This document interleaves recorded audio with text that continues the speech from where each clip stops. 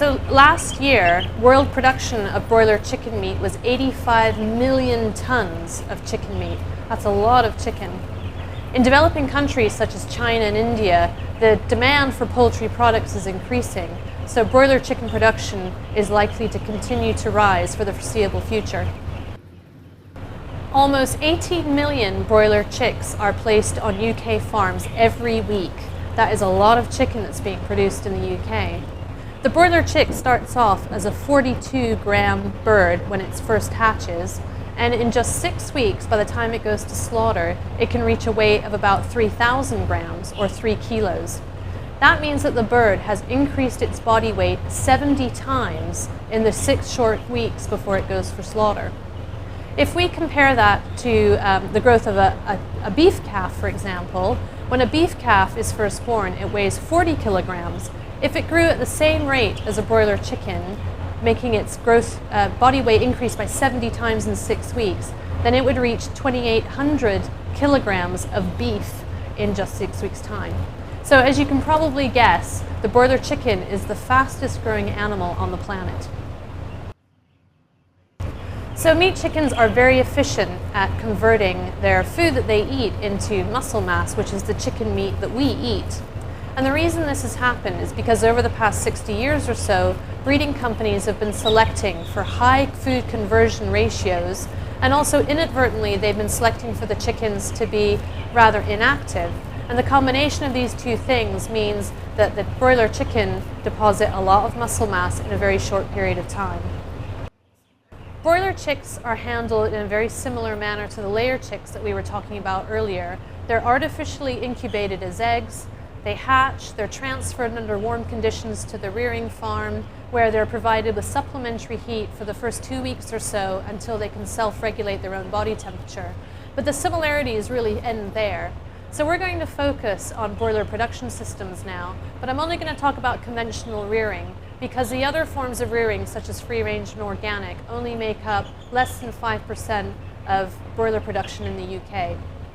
So in some broiler rearing, some places might rear broilers in cages, but that's comparatively rare in Europe. In European systems, we tend to rear birds in deep litter, so it's this kind of wood shavings material or something similar that the birds can sit on and be fairly comfortable on. A typical broiler shed might hold anywhere between 25 and 50,000 broiler chickens in a football field style shed, big open spans with lots of feeders and drinkers down, so the birds can help themselves to food and water during the whole course of the day. The lights would typically be on for about 18 hours. By European rules, they have to have 6 hours of darkness. And the space allowance will be anything between 33 and 42 kilograms of chicken per square meter of floor space. What that refers to is the terminal stocking density that the birds will be at just before they're taken away for slaughter. So at a stocking density of up to 33 kilograms per square meter, the producer has to meet basic EU requirements of meat chicken production. However, EU regulations require that the producer meets increasingly stricter requirements for keeping birds at stocking densities of between 33 and 39 kilograms per square meter, or between 39 and 42 kilograms per square meter. Of course, other poultry standards can stipulate lower stocking densities than these for indoor reared birds. Some indoor reared broilers may also be housed with things to enrich the environment. So for example, they might be provided with natural daylight from windows, or bales of hay or straw, or bales of wood shavings to peck at. And they can also sit on these, of course. They might also have perches, and they can have whole grain scattered into the litter or vegetables to peck at. Furthermore, free-range chicken production will have additional requirements, such as a minimum rearing age of 8 weeks and access to range for at least half of their lifetime. A free-range production scheme such as Freedom Foods will have additional requirements, such as stocking density of no more than 27.5 kilograms per square meter and a range area of at least 1 square meter per bird. So what sort of welfare problems do broiler chickens suffer from? Well, most problems stem from their rapid growth rate.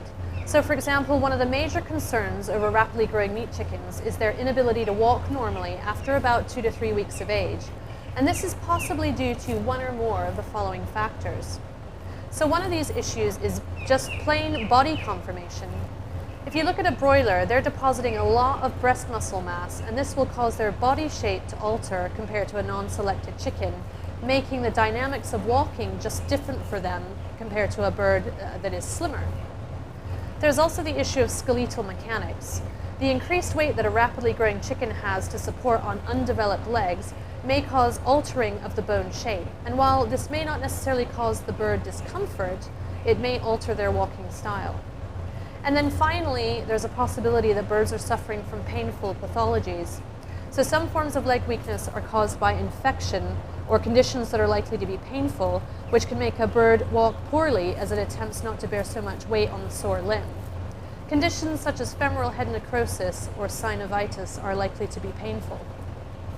Towards the latter stages of their production, broilers can experience heat stress, which they exhibit by panting and holding their wings away from their body in an attempt to cool themselves. This is caused by their high metabolic rate, which generates a lot of heat, and the birds then struggle to dissipate this extra heat, particularly as the floor is becoming more crowded with other growing chickens.